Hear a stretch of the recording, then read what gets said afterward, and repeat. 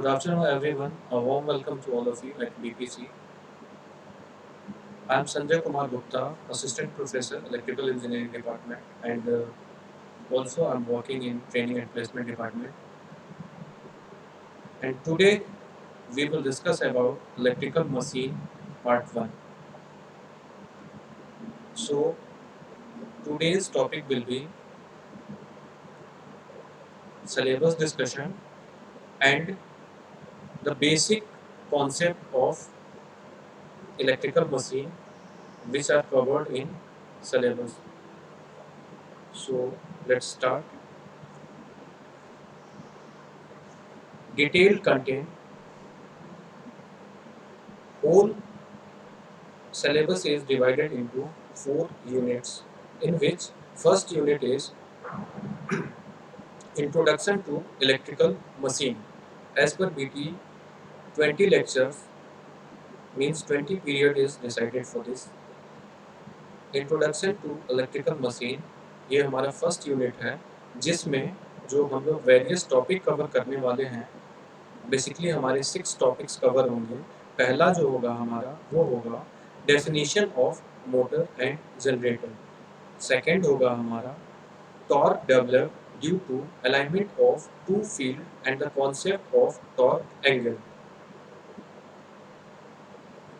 तीसरा जो होगा हमारा वो होगा मैग्नेटिकली इंड्यूस्ड ईएमएफ। फोर्थ होगा हमारा elementary concept of electrical machine, comparison of generator and motor, and sixth one topic जो होगा हमारा होगा generalised theory of electrical machine.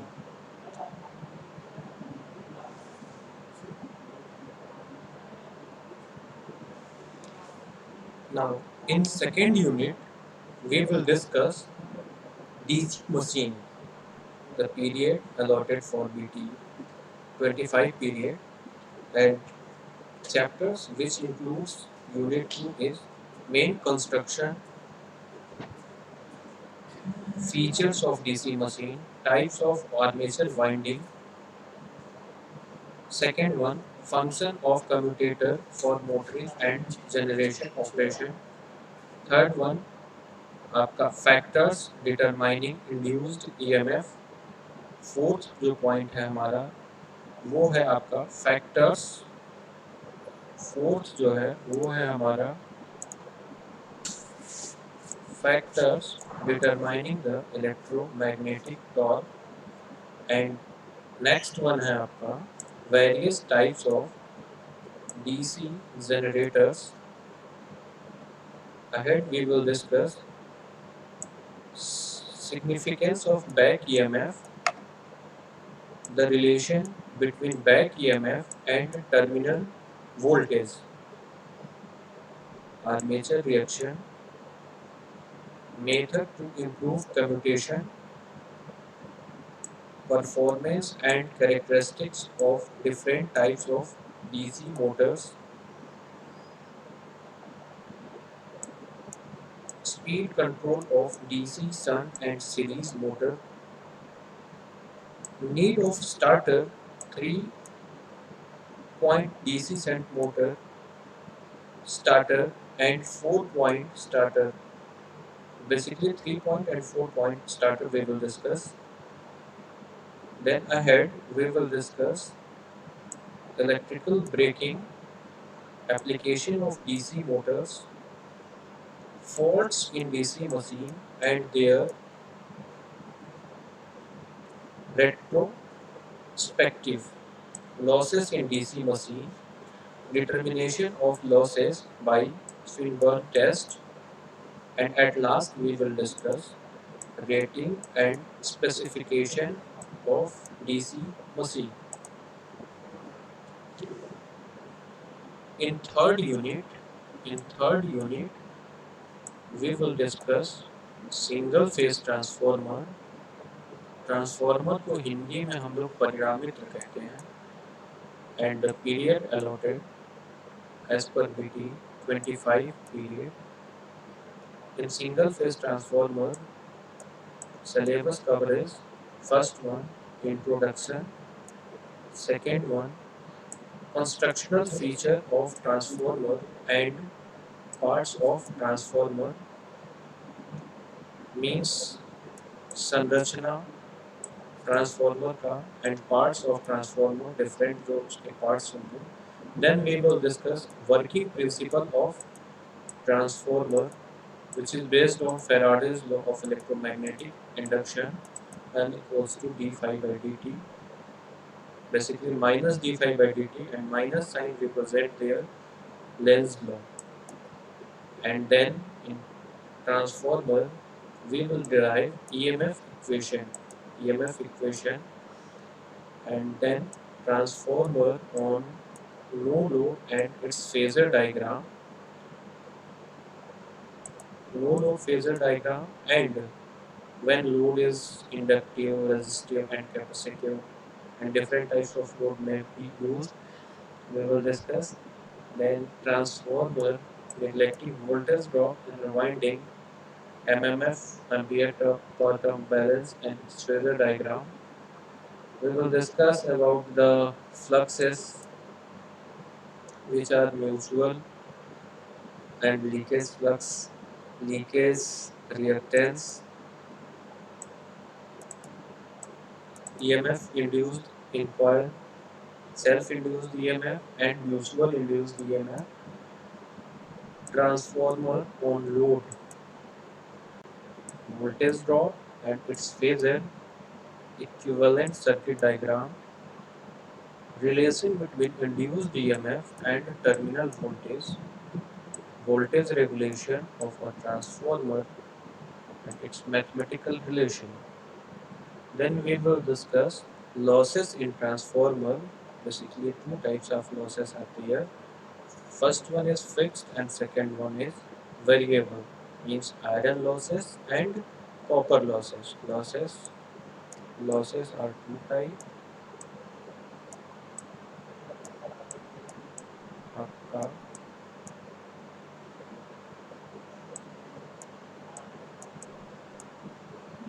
iron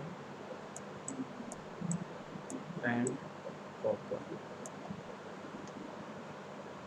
Then after discussing losses in transformer,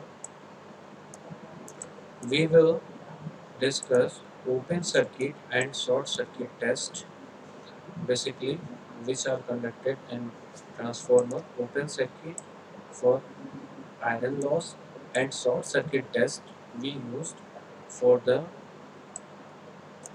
copper losses. Means iron loss के लिए हम लोग open circuit test करेंगे और शॉर्ट सर्किट के लिए हम लोग शॉर्ट सर्किट टेस्ट जो करेंगे उससे हम लोग कॉपर लॉस निकालेंगे. Then some numerical we will discuss based on transformer efficiency, condition for maximum efficiency. आपका आयरन लॉस कॉपर लॉस के बराबर होगा, इसको हम लोग डिस्कस करेंगे in detail in further. And maintenance of transformer. And then we will discuss about the auto transformer, working principle of auto transformer, working and its application, different types of transformer including right type transformer, CTPT we can also discuss, and variety of, there are so many transformers we will discuss later on. Rating and specification of single phase transformer. Transformer की rating जो हम लोग generally जो denote करते हैं that is in KVA. Transformer की जो rating हम लोग डिसाइड करेंगे that is in KVA. Moving to the next.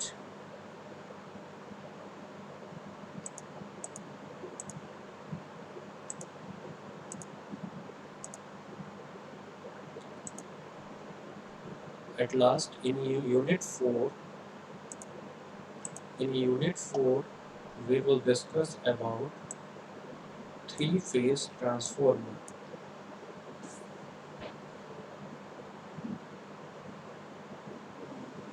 In three-phase transformer, basically it operated on three-phase power supplies. It operated in three-phase power supply. Transformer की अगर हम लोग बात करते हैं, थ्री फेज ट्रांसफार्मर, इसमें जो इनपुट होगा हमारा वो थ्री फेज होगा। और ट्रांसफार्मर की अगर डेफिनेशन की अगर हम लोग बात करते हैं, तो ट्रांसफार्मर हमारा एक स्टैटिक डिवाइस है जिसमें लॉसेस बहुत ही कम होते हैं। एंड थ्री फेज ट्रांसफार्मर की अगर जो हम सिलेबस की बात करते हैं, as per the BTA norms, period allotted for three-phase transformer is 14 periods, and Unit 4 consists of following topics, in which first topic is construction of three-phase transformer and accessories of transformer such as conservator, breather, pole relay, tap changer, off load and on load. Brief idea about these topics, and then we will discuss types of three-phase transformer. Basically, in transformer connection are used in star and delta. The combination which we will discuss, जो हम लोग combination को discuss करेंगे इसमें, वो हमारा first one जो होगा आपका डेल्टा डेल्टा, एंड डेल्टा और स्टार का कॉम्बिनेशन होगा, स्टार एंड डेल्टा का कॉम्बिनेशन होगा, एंड स्टार स्टार का कॉम्बिनेशन होगा। ये कॉम्बिनेशन हम लोग डिटेल में डिस्कस करेंगे यूनिट 4 में। Further we will discuss star delta connection, relationship between phase and line voltages. Phase और लाइन वोल्टेज जो है उसमें हम लोग रिलेशन इस्टेब्लिश करेंगे, क्योंकि स्टार कनेक्शन में हमारा IL इक्वल्स टू IPH होता है and VL equals to √3 VPH होता है, एंड डेल्टा में जस्ट आपका इसका रिवर्स हो जाता है। तो इसको हम लोग डिटेल डिस्कस करेंगे यूनिट 4 में। फेज एंड लाइन करंट को भी हम लोग डिस्कस करेंगे, जैसे लाइन वोल्टेज और लाइन करंट में क्या रिलेशन है, line voltage, line current, phase voltage, phase current, इनमें जो भी हमारा रिलेशनशिप होगा स्टार एंड डेल्टा में क्या वेरिएशंस होंगे, उनको हम लोग फर्दर डिस्कस करेंगे यूनिट 4 थ्री फेज ट्रांसफार्मर में। And next we will discuss about condition for parallel operation, condition for parallel operation.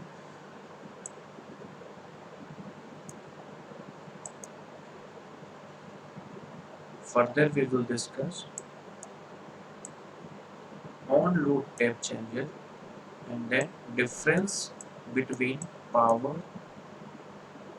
and distribution transformer.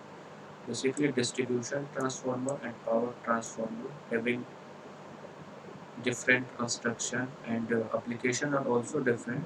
So we will discuss in unit 4 further.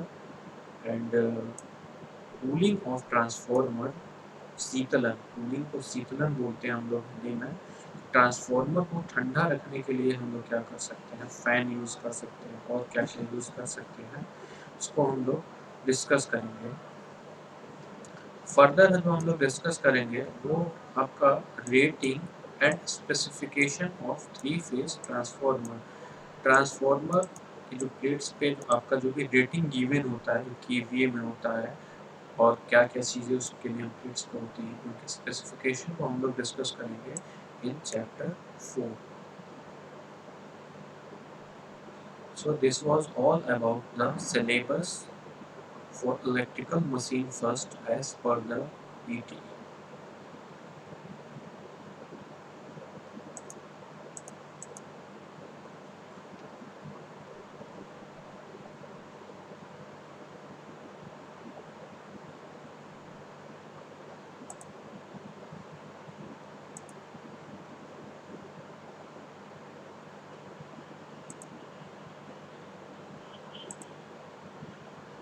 Now, according to the syllabus, Introduction to the electrical machine. First one was definition of motor and generator. Definition of motor and generator. So in picture you can see there are different variety of motors available in market. Pictures you can see here. And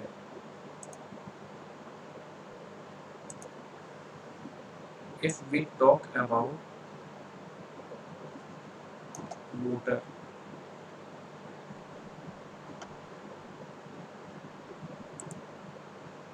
it is part of electrical machine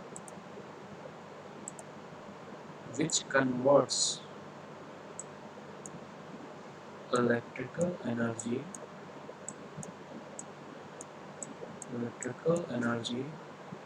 to the mechanical energy.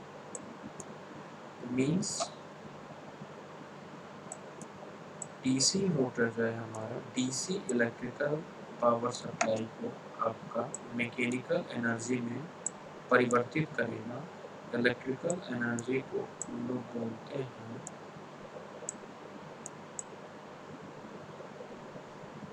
विद्युत ऊर्जा,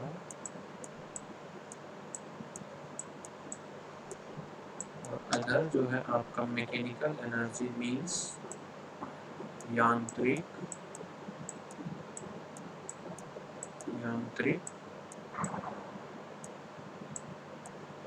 ऊर्जा।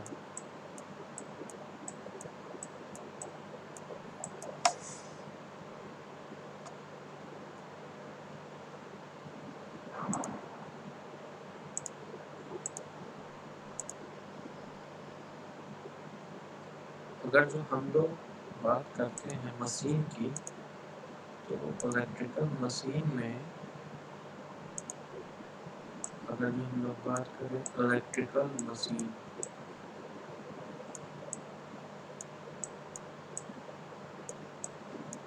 Electrical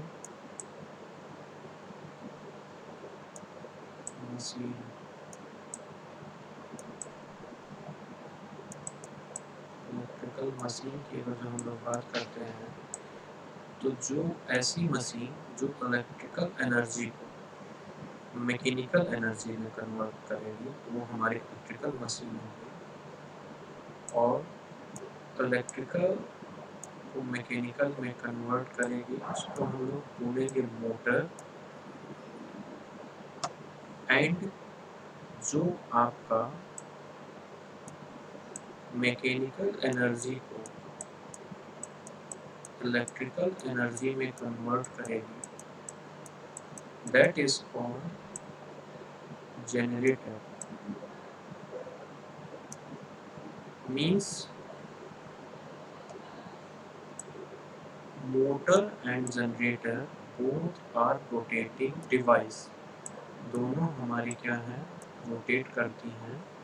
basic difference आपका जो generator है दोनों rotate करता है, यानी कि आपका आर्मेचर रोटेट करेगा, मैकेनिकल एनर्जी को इलेक्ट्रिकल एनर्जी में जो परिवर्तित करेगा वो आपका जनरेटर है। और जो मोटर है आपका, वो आपका इलेक्ट्रिकल एनर्जी को आपका मैकेनिकल एनर्जी में परिवर्तित करेगा। अब बात आ रही है कि इलेक्ट्रिकल मशीन का कि कितने टाइप का होता है। तो जनरली अगर जो हम बात करें, इलेक्ट्रिकल मशीन जो होता है आपका, एक आपका होता है एसी, और दूसरा अगर जो हम कैटेगराइज करें वो होगा हमारा डीसी। एसी जो हमारा एसी पावर सप्लाई पे ऑपरेट करेगा, और डीसी जो है वो आपका डायरेक्ट करंट सप्लाई। अब यहाँ हम लोग जान लेते हैं एसी एंड डीसी बेसिकली होता क्या है।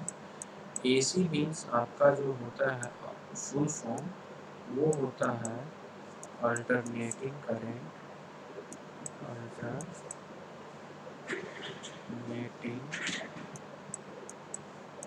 करंट एंड जो डीसी होता है हमारा वो होता है डायरेक्ट करंट। अगर जो हम बात करते हैं मैग्नीट्यूड का तो एसी हमारा कुछ ऐसे रहता है साइनोसॉइडल। हम कैसा भी शेप ले सकते हैं, या तो हम लेना चाहें एसी का जो है हम लोग जो लेना चाहें वो हम साइनोसॉइडल ले सकते हैं, ट्रायंगुलर ले सकते हैं, स्क्वायर ले सकते हैं, कोई भी शेप ले सकते हैं, बट कन्वीनियंट हमारा जो होगा साइनोसॉइडल होता है।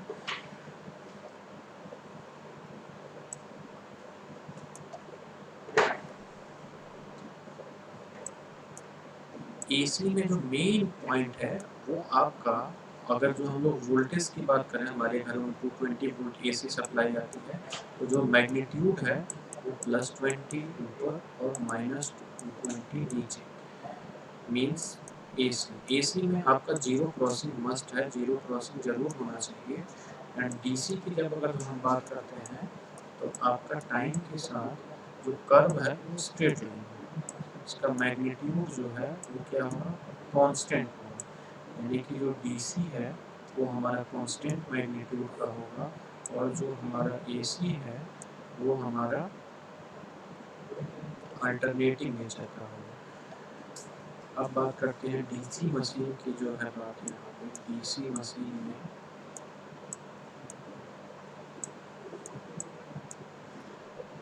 आपका DC generator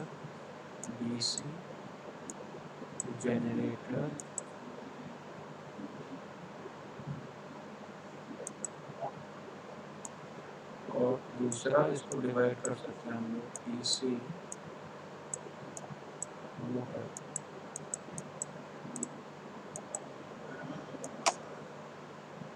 again AC motor को हम लोग अगर जो डिवाइड करें तो ये आपका दो पार्ट में डिवाइड होता है। पहला आपका synchronous machine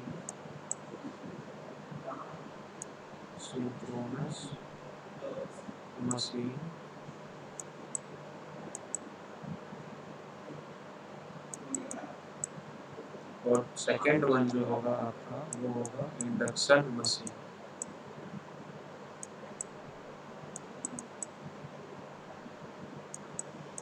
induction machine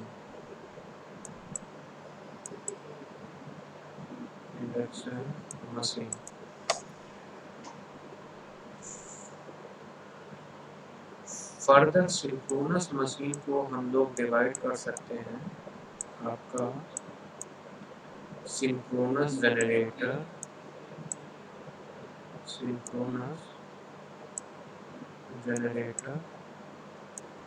and synchronous motor. Synchronous generator and synchronous motor. और इंडक्शन मशीन को हम लोग डिवाइड कर सकते हैं फर्दर आपका single phase induction motor, single phase induction motor, single phase induction motor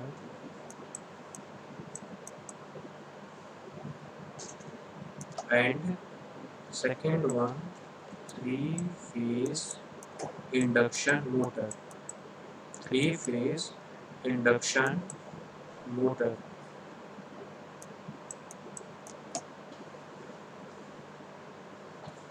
These are the classification of electrical machine in which till now we have discussed। Electrical machine में हमने discuss किया है पहला AC machine और दूसरा आपका DC machine.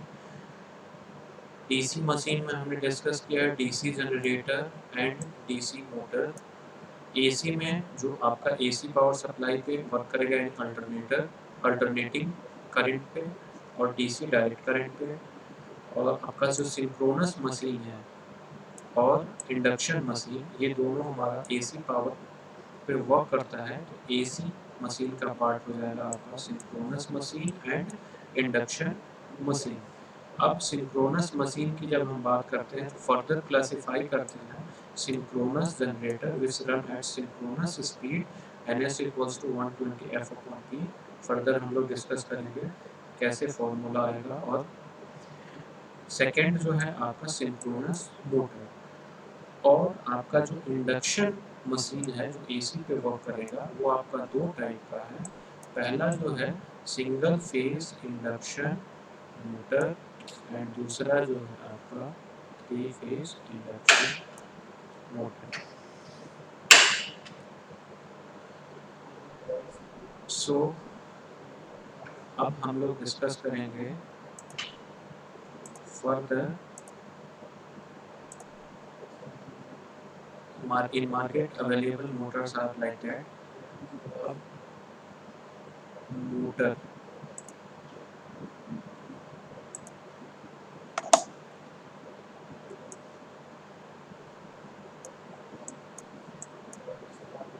Motor electrical energy converted into mechanical energy. Now on which principle it work? ये अगर जो हम बात करें मोटर की तो ये किस प्रिंसिपल पे वर्क करता है। तो इसके प्रिंसिपल की अगर जो हम बात करते हैं, अगर जो प्रिंसिपल की बात करते हैं तो ये आपका फ्लेमिंग के लेफ्ट हैंड रूल पे काम करता है। और जनरेटर की अगर जो हम बात करेंगे, जनरेटर ये आपका मैकेनिकल एनर्जी को इलेक्ट्रिकल एनर्जी में परिवर्तित करेगा।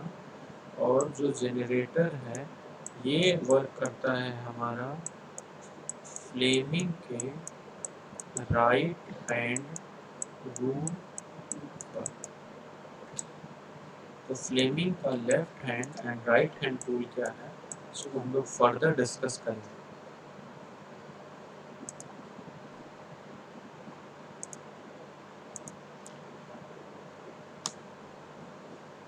In this slide, basically, this slide shows working principle of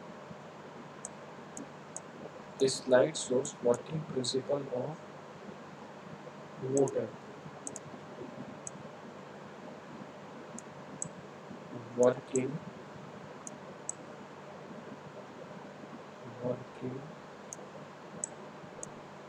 principle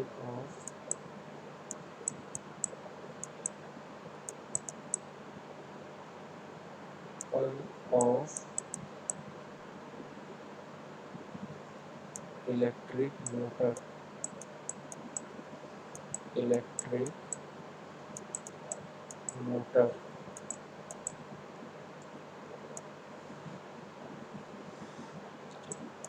इसका वर्किंग प्रिंसिपल जो होता है, whenever a current carrying conductor is placed in magnetic field, a force is experienced by the conductor which further produces torque, जिससे हमारी machine क्या होती है, rotate करना स्टार्ट कर देती है। जो कि ये वर्किंग प्रिंसिपल की अगर जो हम बात करते हैं मोटर का, तो ये फैराडेज लॉ को ये फ्लेमिंग के लेफ्ट हैंड रूल पे वर्क करेगा। मोटर जो है फ्लेमिंग के लेफ्ट हैंड रूल पे काम करता है और जो जनरेटर है फ्लेमिंग के राइट हैंड रूल पे काम करता है। अब इसको समझने के लिए एक एनिमेटेड बीट ये बनाया है मैंने, उसको पहले प्ले करते हैं। हमारा इसमें जो दिया हुआ है एक नॉर्थ पोल है और दूसरा जो है हमारा साउथ पोल है, जिसके बीच में हमारा एक करंट कैरिंग कंडक्टर रखा गया है। इसमें आप देख सकते हैं ये जो मैग्नेटिक फील्ड आपका नॉर्थ एंड साउथ। हमें पता है कि जो भी मैग्नेट होता है उसके दो पोल होते हैं, north pole and south pole. तो हमें पता है कि मैग्नेटिक फील्ड लाइंस जो भी होती हैं वो हमारे नॉर्थ से निकलती हैं और साउथ को एंटर करती हैं। तो ये जो है हमारा नॉर्थ से चलना स्टार्ट करेगा मैग्नेटिक फील्ड लाइन का, और ये साउथ की तरफ जाएंगे। इनके बीच में हमारा एक करंट कैरिंग कंडक्टर को प्लेस्ड किया गया है, यानी कि रखा गया है। करंट कैरिंग कंडक्टर, या आप इसमें देख सकते हैं कॉइल है, और करंट कैरिंग इसको हम क्यों कह सकते हैं, क्योंकि आप देख सकते हैं एक पॉजिटिव टर्मिनल है, एक नेगेटिव टर्मिनल। यहाँ आपका ये जो कॉइल है ये आपकी एक बैटरी से कनेक्टेड है। तो बैटरी से कनेक्टेड होने के नाते हम ये कह सकते हैं ये हमारा क्या है, करंट कैरिंग कंडक्टर है।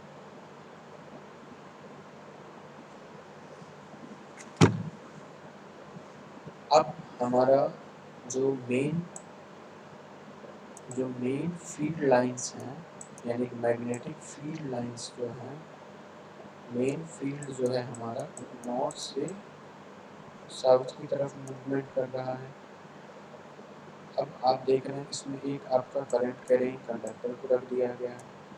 अब इसमें एक फोर्स एक्सपीरियंस करता है जो कंडक्टर, जो हम लोग देखते हैं F equals to I B L sine theta,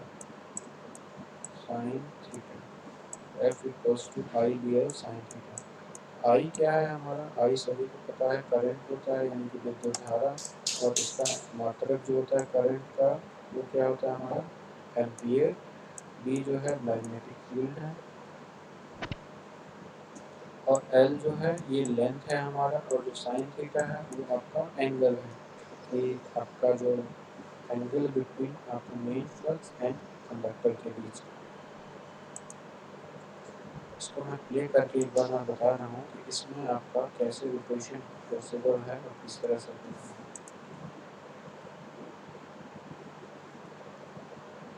है। Just wait.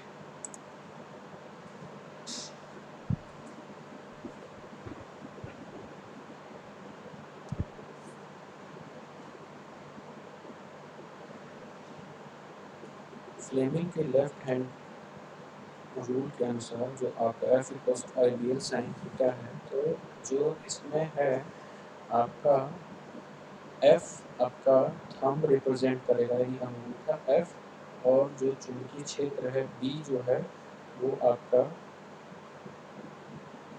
तर्जनी करेगा, और जो मध्यमा यानी मिडिल फिंगर है वो करंट की डायरेक्शन को रिप्रेजेंट करेगा। आप देख पा रहे हैं कि अगर जो मैग्नेटिक फील्ड आपका जो है नॉर्थ से साउथ है, मैग्नेटिक फील्ड आपका नॉर्थ से साउथ है, और जो करंट फ्लो हो रहा है करंट कंडक्टर में वो आपका, अगर जो आपका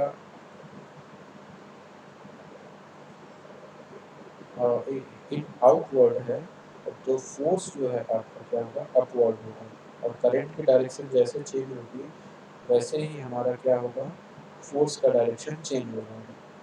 तो इसमें आप देख पा रहे हैं इसमें एक कम्यूटेटर सेगमेंट लगा हुआ है जिसपे हमारी ये जो कॉइल है वो स्लाइड करती रहती है, किनारे किनारे आपके ब्रशेस लगे हुए हैं, रोटेशन आप देख सकते हैं।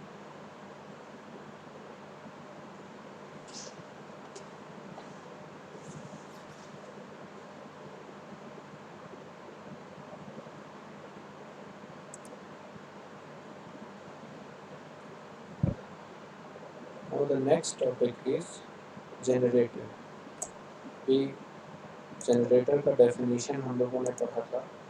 जो जनरेटर होता है हमारा, जनरेटर वो एक रोटेटिंग डिवाइस होती है, जो हमारा जनरेटर मैकेनिकल एनर्जी को क्या करेगा, इलेक्ट्रिकल एनर्जी में कन्वर्ट करेगा। अपने गांव में भी देखा होगा कि एक हैंडल से लेकर के जनरेटर को क्या करते हैं, हैंडल से लेकर स्टार्ट करते हैं, और देखते हैं कि हमारा आउटपुट पे क्या होता है, एक बल्ब जलता हुआ दिखाई देता है। यानी कि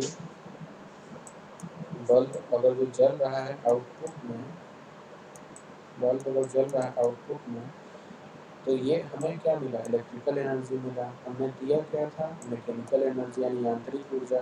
तो जनरेटर जो है हमारा एक ऐसी डिवाइस होती है जो मैकेनिकल एनर्जी को इलेक्ट्रिकल एनर्जी में परिवर्तित करती है। मैकेनिकल को फर्दर मैं बता रहा हूँ, मैकेनिकल को हम लोग बोलते हैं यांत्रिक ऊर्जा, यांत्रिक ऊर्जा, और इलेक्ट्रिकल को हम लोग बोलते हैं विद्युत ऊर्जा। और ये किस प्रिंसिपल पर वर्क करता है, हमारा जनरेटर का जो है वर्किंग प्रिंसिपल की अगर जो हम बात करते हैं तो वो होता है आपका फ्लेमिंग की राइट हैंड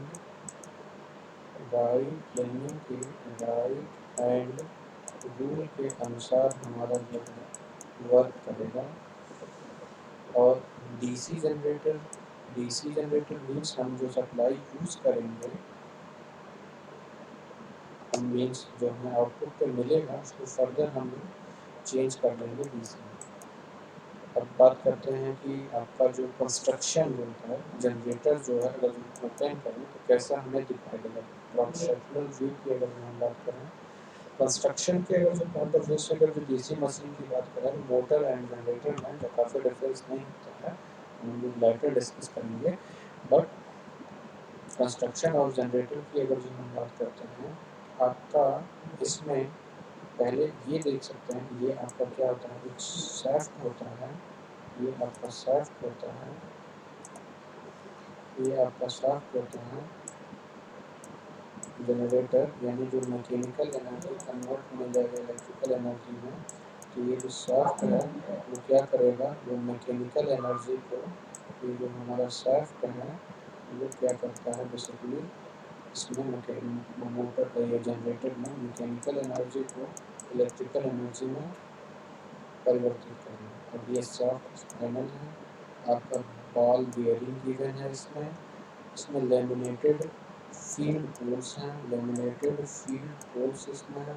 ये आप देख सकते हैं, आपका ये टर्मिनल कवर है, टर्मिनल कवर, सेपरेशन बॉक्स, ये टर्मिनल, ये आपका लूप जंक्शन, ये आपका कैपेसिटर, ये क्लैंप, विंडो स्ट्रैप, कवर, ये आपका ब्रश लिए, कम्यूटेटर आपका जो क्या करता है बेसिकली, कम्यूटेटर वो आपका जो है आर्मेचर में जो आपका एसी जो जनरेट होता है उसको कम्यूटेटर के थ्रू हम लोग डीसी में कन्वर्ट कर लेते हैं कम्यूटेटर के थ्रू।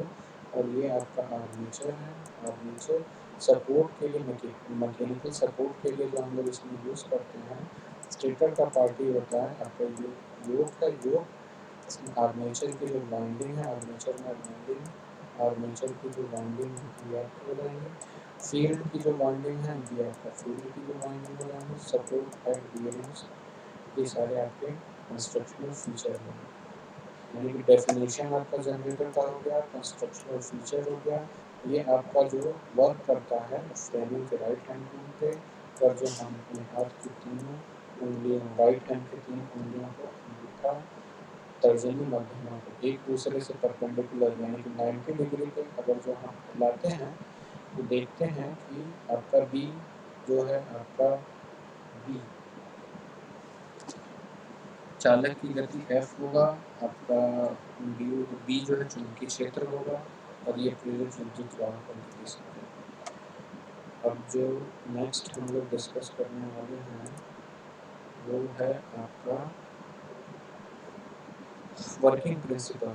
अब आपका जनरेटर का, इसमें आप देखिए जनरेटर का जो है आप देख सकते हैं नॉर्थ साउथ एक वाल जो रखी है, रोटेट करती है, और यहाँ पे हम लोग अपना लोड कनेक्टेड किए हुए जो है हमारा इलेक्ट्रिकल लोड। अब नेक्स्ट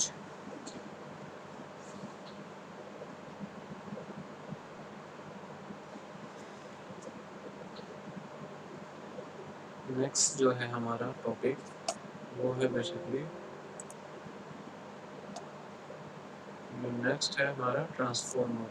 ट्रांसफॉर्मर की अगर जो हम लोग बात करते हैं हिंदी में इसको परिणामित्र कहते हैं। ट्रांसफॉर्मर जैसे दिखता कैसा है इसके अकॉर्डिंग अगर जो हम लोग बात करें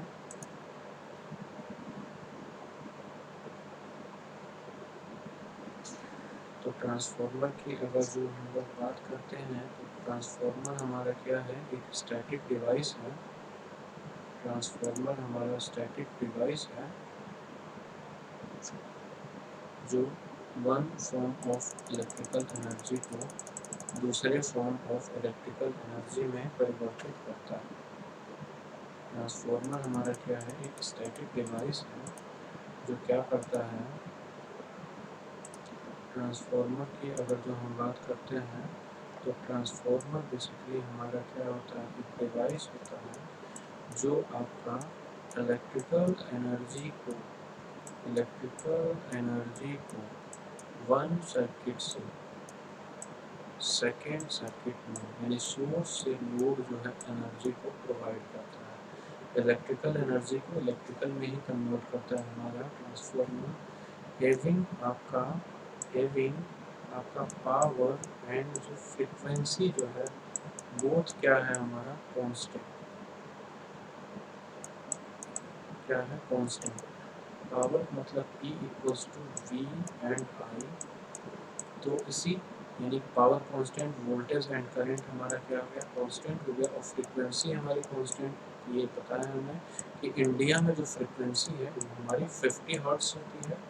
और यूएसए की अगर जो बात करें, इंडिया में अगर जो हम लोग फ्रीक्वेंसी की बात करते हैं तो वो 50 हर्ट्ज है।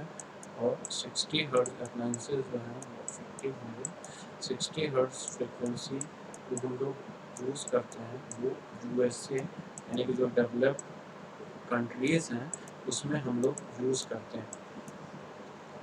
अब बात करते हैं कि ट्रांसफॉर्मर, तो ट्रांसफॉर्मर में जो हम लोग पढ़ते हैं वो आपका क्या होता है, एक होता है स्टेप अप ट्रांसफॉर्मर और दूसरा जो होता है हमारा वो होता है स्टेप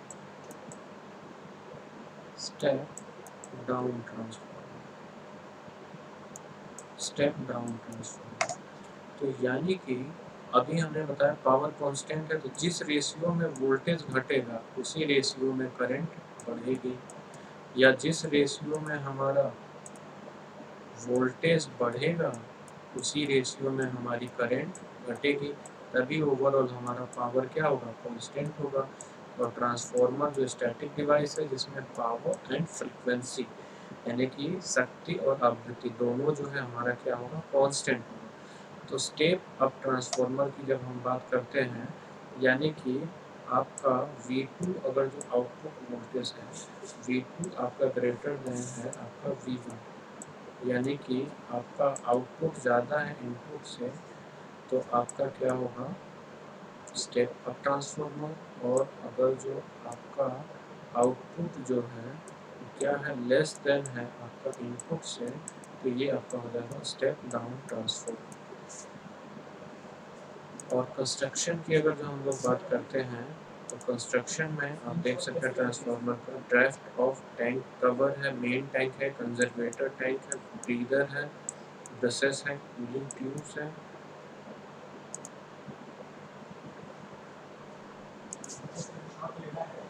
बाकी हम लोग नेक्स्ट वीडियो में डिस्कस करेंगे। तो ये हमारा फर्स्ट लेक्चर था जिसमें हमने डिस्कस किया है syllabus of electrical machine first. Thanks for watching. Thank you.